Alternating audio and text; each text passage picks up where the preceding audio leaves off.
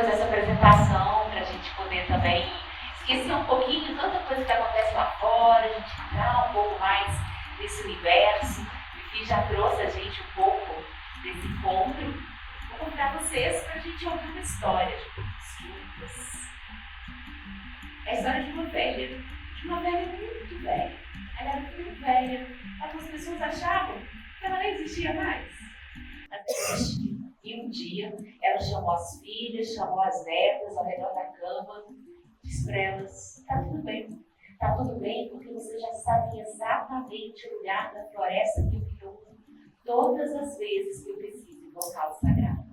Vocês já conhecem as histórias, vocês conhecem as músicas, as danças, vocês sabem como acender o fogo sempre que precisarem. Façam exatamente isso no sagrado verão.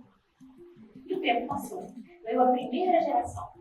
Aquelas pessoas não tinham muita certeza de onde deveriam se encontrar, mas se lembravam daquela velha. Elas ficaram assim, um dia meio perdidos na vida, igual a gente andou ficando aí nos últimos anos. Então, elas se lembraram daquela velha, se reuniram, bem no lugar da floresta, contaram suas histórias, acenderam uma fogueira, cantaram, dançaram, tocaram seus instrumentos e o sagrado. Junto do sagrado veio a esperança. E foi com essa esperança que essa geração viveu mais uma geração. Quando chegou a segunda geração, as pessoas não tinham muita certeza de onde buscar lenha para acender o fogo, mas mesmo assim, elas se juntaram. Contaram suas histórias, cantaram, dançaram o sagrado. Junto do sagrado veio a coragem. Foi com essa coragem que aquele povo viveu mais uma geração. E quando chegou a terceira geração, aquela floresta imensa, era maravilhosa, quase perto da cidade. As pessoas já não sabiam muito bem onde buscar lenha, não sabiam muito bem se podiam entrar naquela nave, não sabiam muito como caminhar por ela, mas mesmo assim elas se juntaram. Contaram suas histórias, cantaram, dançaram no sagrado. Até que chegou a quarta geração. E eu desconfio que seja nossa. Aquela floresta imensa já não existia. Ela era uma praça. Uma praça bem no centro da cidade. Bem uma praça aqui, na verdade. As pessoas passavam rápido de um lado para o outro, não paravam mais. Ninguém tinha certeza de como acender o fogo, ninguém tinha a menor ideia das músicas. Mas naquela praça tinha uma mulher muito velha, quanto a velha do início da história. E essa mulher ainda sabia contar histórias, sabia contar a sua própria história. Ela então se levantou no sábado feito hoje, contou a história em voz alta. E nessa hora, tudo parou. Não dava nem para ouvir mais o barulho nem das árvores. Dizem que até os ônibus pararam, os carros, as crianças que brincavam, as pessoas dos prédios pararam para olhar. E nessa hora, no meio da cidade, o sagrado. E é por isso, toda vez que a gente se reúne, como a gente está reunindo agora, conta uma história em voz alta. Conta a nossa própria história em voz alta. Quando a gente conta uma história no teatro, numa live, a gente conta uma história no hospital, no leito para alguém, em casa, com uma criança, na escola, no museu. Quando a gente conta uma história aqui agora, quando a gente está reunido, ainda assim, de alguma forma, sagrado.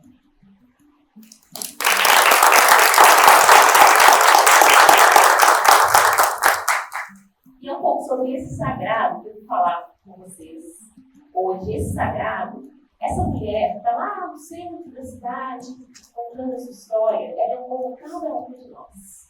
Eu me sinto um pouco aquela mulher que resiste a uma cidade que não tem mais floresta, a uma cidade que exclui seus moradores, a uma cidade que inviabiliza quem vem de fora, que vem de outros países, que inviabiliza quem vive nas próprias ruas da cidade.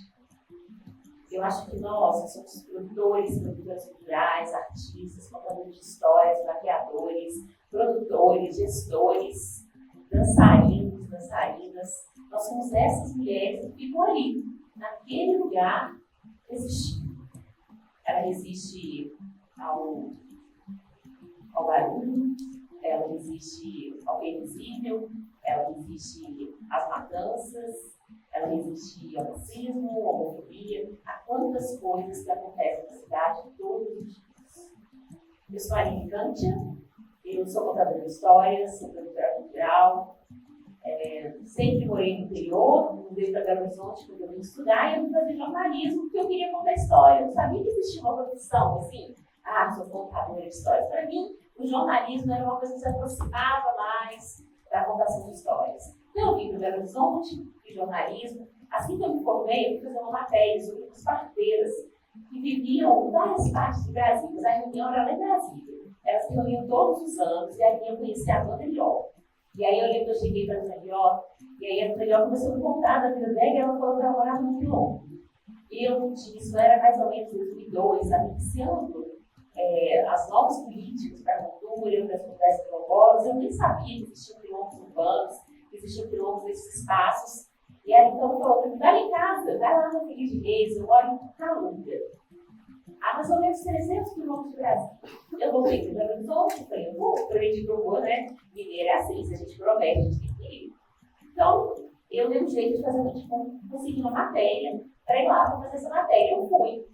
Aí, quando eu cheguei na casa do Daniel, aquela história de muito tempo, um lugar que eu nem sabia daquela história, eu falei, eu não consigo contar essa história, eu vou ficar aqui 5 dias. Eu não posso, eles têm direito. Eu acabei vivendo lá com eles. E fiquei lá vivendo com eles durante um bom tempo, durante alguns meses. Comecei a dar aula na escola, comecei a escutar as histórias deles. Eu dormia ouvindo história, acordava ouvindo história. E quando eu voltei para Belo Horizonte, eu já não queria mais aquele jornalismo corrido, aquele jornalismo rápido. E então eu resolvi fazer um mestrado. Um mestrado para poder registrar as histórias deles. As histórias que até então estavam na realidade. E aí, assim que eu entrei no mestrado, no primeiro mês, me ligaram na universidade, a aluna, uma professora, que tinha sido minha professora, e ela falou assim, você fracassou em cada aula aqui? Não, eu tinha 23 anos. Eu falei, quero. Era uma matéria que eu nem tinha estudado na faculdade, mas eu falei, eu estudo e posso dar aula, né? Eu até mesmo trabalhava com jornalismo diário e vou dar aula. E aí entrei para dar aula com 23 anos de idade. E aí logo eu descobri que a extensão era o meu lugar. Então eu comecei a dar aula, mas eu fui para a extensão e aí eu comecei a fazer alguns projetos, como o projeto Rondon, que era um projeto que levava as pessoas para os interiores, para outros lugares. E aí logo no meu primeiro semestre já fui com a primeira turma, e aí depois eu comecei a dar aula, e aí tinha um estudante, que era o Chicó. Era um menino que era da música, que era da composição, que gostava de histórias também. E aí a gente se conectou, e a gente nunca mais se desconectou, a gente criou uma relação. Ele começou a viajar comigo no projeto Rondon, a gente foi viajando para várias cidades, até que a gente foi para a Amazônia. Quando a gente foi para a Amazônia, eu fiz uma proposta. Eu falei, a gente falou, não vou voltar, não. Em vez da gente voltar, vamos fazer uma viagem para o Nordeste, para a gente escutar essas pessoas também contando histórias, mas vamos fazer um pouco mais do nosso jeito. E foi aí que eu comecei a entender como é que eu poderia produzir. E aí eu fiz, gente, um monte de planilha de curso que eu podia dar. Tinha curso até de captação de recursos que eu não tinha captado. Mas eu estava feliz, eu sabia um pouquinho pela extensão. Mas tinha curso de narração de histórias, de arte de narração, e aí a gente viajou pelo Nordeste todo, até chegar em Recife. Quando eu cheguei em Recife, eu conheci o Gilberto Gil. E o Gilberto Gil era ministro naquela época, e o Gilberto Gil comprou sobre o programa Cultura Viva. E ele falou, olha, vai em tal cidade, uma cidade chamada Piaçaba do Sul, ali pertinho, onde São Francisco deságua no mar. Eu fui. Quando eu cheguei em Piaçaba do Sul, eu vi uma casa com jovens aprendendo informática. Eu vi as mulheres mais velhas, que eram mestres da cultura popular, ensinando as crianças a fazer bonecos típicos. Eu vi o Seu Pagode, que tocava a sua rabeca, e ali eu vi uma menina contando história, a Linete. E a Linete já tinha estudado as artes cênicas, mas ela também era da tradição oral. E aí, quando eu vi a Linete contando história, eu falei, tem algo a mais ali. E é isso que eu quero fazer o resto da minha vida. Então eu voltei com o Escola Belo Horizonte, pedi demissão, e o que eu fiz na minha vida? Arte, agora eu viver de arte. Eu vou só contar história. E eu lembro que quando eu tinha 9 anos de idade, eu escrevia diários. E aí tinha um diário mesmo, eu escrevia assim, escrever me salva no mundo. Eu quero passar o resto da minha vida viajando no mundo e contando histórias. Está lá registrado, tem salvo, para quem quiser ver. E aí eu lembrei desse diário. Nessa época eu voltei, falei, vamos fazer isso. Então a gente começou a estudar um pouco dessa linguagem que a gente tinha visto na internet. Você fiz alguns cursos e principalmente comecei a querer escutar contadores de histórias do Brasil todo. Então a gente ia para festivais, para escutar, e a gente começa então a criar os nossos próprios espetáculos, nossos próprios trabalhos, entender um pouco a nossa identidade. E aí, quando a gente ia se apresentar nos lugares, a gente não conseguia só se apresentar. a gente dava sempre um jeitinho de ensinar os professores como é contar história, ou então a gente queria falar para os jovens como que a gente conseguiu chegar ali, qual foi o caminho da venda. A gente lembrou lá de Pensar no Sul, do Cultura Viva, e começamos a entender que a nossa participação social também seria super importante. Então eu comecei também a fazer parte de conselhos, de comissões, até que eu comecei a viajar para muitos festivais do Brasil todo, fora do Brasil, viajei o mundo com o meu trabalho como artista, junto com o Chicó. E aí a gente sempre parava e falava assim, nossa, esse jeito, podiam tanto ter buscado a gente no aeroporto, né? Nossa, mas assim, precisavam ter passado a autorização desse festival pra gente, podia tanto saber que horas que eu vou apresentar. E aí eu fui, tendo várias questões, assim, pensando, nossa, se eu tivesse um festival, eu ia fazer um pouco diferente. Como será que ia ser se eu fizesse um festival? Aí o Chico falou assim, nossa, se a gente fizer um festival, a gente vai trazer todas as pessoas que a gente quer encontrar de novo. Todas as pessoas que a gente quer trazer para o nosso quintal de casa. Aqueles artistas que a gente gostou e que a gente quer que as pessoas também gostem, que as pessoas também assistam. E aí a gente foi pensando nisso, e um dia a gente estava lá no Pompéu, na casa da Nádia, que estava aqui, com o Silas e com a Tati. A Tati tinha acabado de chegar no Abra Palavra, já era minha amiga aí há muitos anos. E aí a gente falou assim, tem que estar aberto. A gente tinha acabado de chegar da Tunísia, e aí eu falei, se a gente fizer o nosso próprio festival, vamos tentar? E aí a gente escreveu um projeto, que é a Campeia, foi a primeira mostra de narração artística. E aí quando a gente fez a Campeia, a gente nunca tinha feito um evento na vida. Aí a gente falou, vamos fazer um teatro bem pequenininho, porque assim, se ficar vazio, parece que está bem cheio. E aí a gente fez um teatro de bolso, um teatro ali do SESC, que era para 80 pessoas. Só que chegaram 300 pessoas. E a gente falou, olha, tem uma lacuna aqui nessa cidade. E acho que a gente está sabendo fazer esse negócio que a gente não sabia. Né? E as pessoas que estavam nesse primeiro eram artistas, né? Tantas pessoas que estão aqui, que eu acompanhei, estavam lá nesse dia, estavam com a gente, que estão com a gente desde a primeira campeia, que agora já vai para a 9ª edição. E a gente, então, começa a perceber que esse caminho é um caminho que a gente gosta, que a gente quer fazer diferente. Eu lembro que na primeira campeia as pessoas falavam assim para mim, Chico, nossa, vocês estão tão calmos.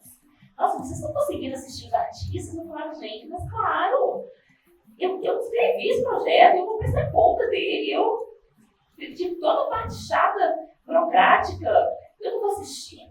Não, gente, tem que assistir, todo mundo tem que assistir também. E eu fui vendo que o jeito que a gente fazia essa produção era um jeito que a gente não queria que... não sabe ser tratado. A gente não queria fazer de um jeito que fosse opressor. A gente não queria fazer de um jeito que fosse de cima para baixo. A gente sabia que tem umas pessoas ali na liderança, mas é uma liderança que é horizontal, que está todo mundo junto. E a gente foi vendo que a gente podia pensar uma metodologia mesmo dos nossos eventos, onde as pessoas pudessem estar juntas. Onde eu pudesse estar um dia na banquinha, outra pessoa podia estar apresentando, onde todo mundo entendesse a motivação. E a gente gostou tanto de fazer a campanha que a gente não parou mais. E a gente começou, então, a entender que essa metodologia da produção cultural pelo afeto era o nosso caminho. Porque as histórias falam de afeto, as histórias ensinam esse caminho para a gente. Então, foi por isso que a gente continuou essa caminhada, essa metodologia. E, com o tempo, essa metodologia, as pessoas perguntavam tanto sobre ela para mim, que eu comecei a sistematizar, comecei a escrever sobre ela, para que eu pudesse falar em outros lugares, trazer para outras pessoas. Mesmo que eu tenha uma instituição que começou pequenininha, lá em 2011, comigo, com o Chicó, que começa a crescer, começa a ter muitas outras pessoas, e começa a gerar outras responsabilidades, e eu começo a ocupar outros lugares. Eu lembro de um dia que eu dividi uma mesa com a ministra, e aí eu estava lá na mesa com a ministra e eu falei, gente, olha a minha equipe, eu estou lá atrás. Quando eu falei com o Chicó, vamos voltar, não, vamos viajar o mundo, vamos conhecer essas pessoas, vamos conhecer quem faz. E eu acho que a metodologia pelo afeto, ela tem justamente esse lugar. E aí, como a gente só tem 10 minutos para falar aqui, vou convidar vocês, né, para conhecer um pouquinho mais. A gente resolveu sistematizar um livro, que é a Produção Cultural pelo Afeto, que é um mapa mesmo sobre produção cultural a partir desse lugar não opressor, desse lugar horizontal, desse lugar circular. E aí, só para finalizar, eu falo, vou ler um pedacinho. Para dizer que o trabalho que acontece nos bastidores da produção cultural, muitas vezes, é composto por um tecido invisível, que tece o uma rede de pessoas que mantém a cadeia produtiva de fazeres e saberes. Quando esse trabalho é afetivo, circular e coletivo, ele fortalece quem somos.